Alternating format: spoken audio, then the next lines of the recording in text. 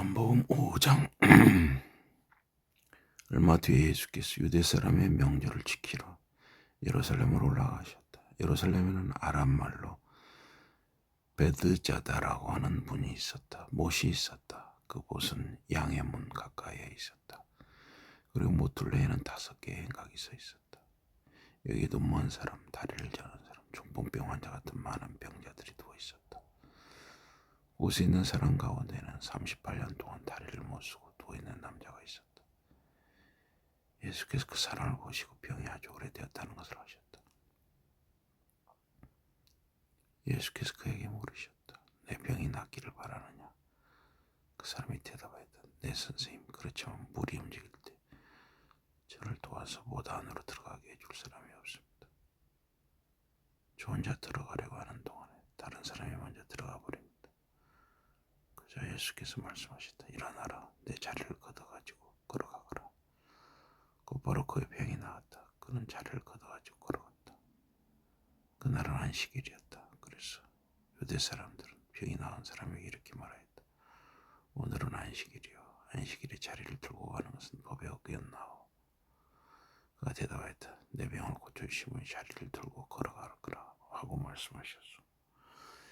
유대 사람들이 그에게 물었다. 당신대로 자리를 들고 걸어가라고 한 그 사람이 누구요?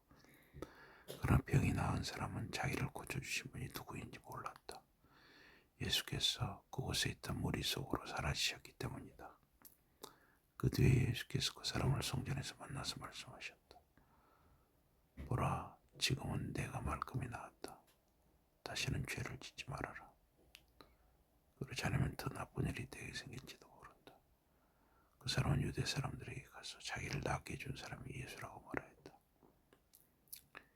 예수께서 이런 일들을 안식일에 하고 계셨으므로 유대 사람들은 예수를 박해하기 시작하였다. 그러나 예수께서 그들에게 이렇게 말씀하셨다. 내 아버지께서는 바로 오늘까지도 쉬지 않고 일하고 계신다. 그래서 나도 일한다.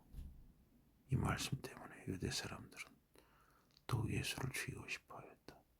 그것은 예수께서 안식일을 지키지 않을 뿐만 아니라 하나님을 자기 아버지라고 불러서 자신을 하나님과 같은 자리에 올려놓았기 때문이다. 예수께서 그들에게 말씀하셨다. 내가 진정으로 말한다. 아들은 혼자만의 생각으로는 아무 일도 할 수 없다. 그러나 아버지께서 하시는 일을 보고 그 일을 따라할 뿐이다. 아버지께서 무슨 일을 하시든지 아들도 그 일을 한다. 아버지께서는 아들을 사랑하시며 아들에게 아버지께서 하시는 일을 모두 보여주신다.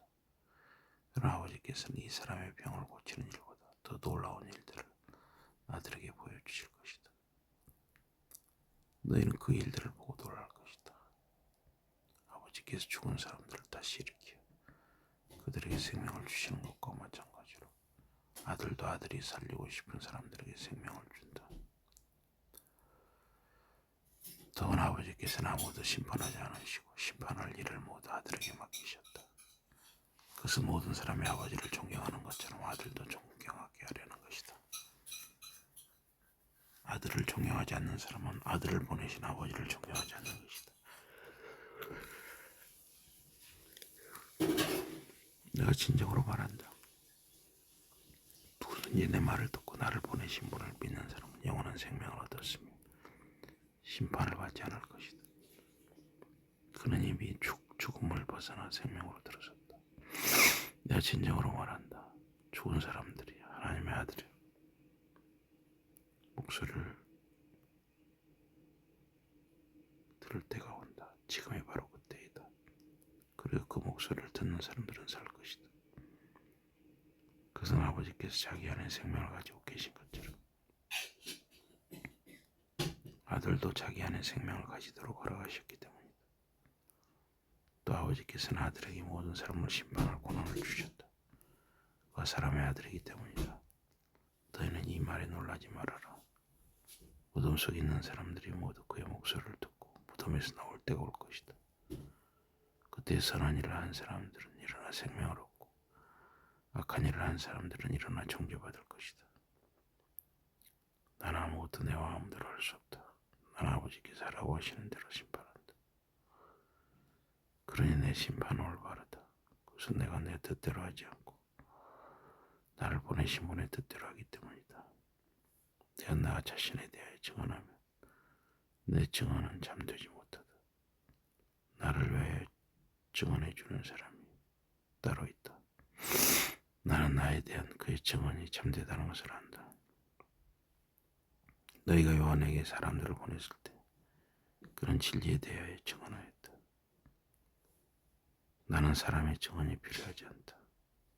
다만 너희가 구원을 받게 하려고 이 말을 하는 것이다. 요한은 밝게 타오르며 빛을 내는 등불이었다. 너희는 그의 빛을 보고 한동안 기뻐하려 하였다. 그러나 내게는 요한의 증언보다 더 복에 있는 증언이 있다.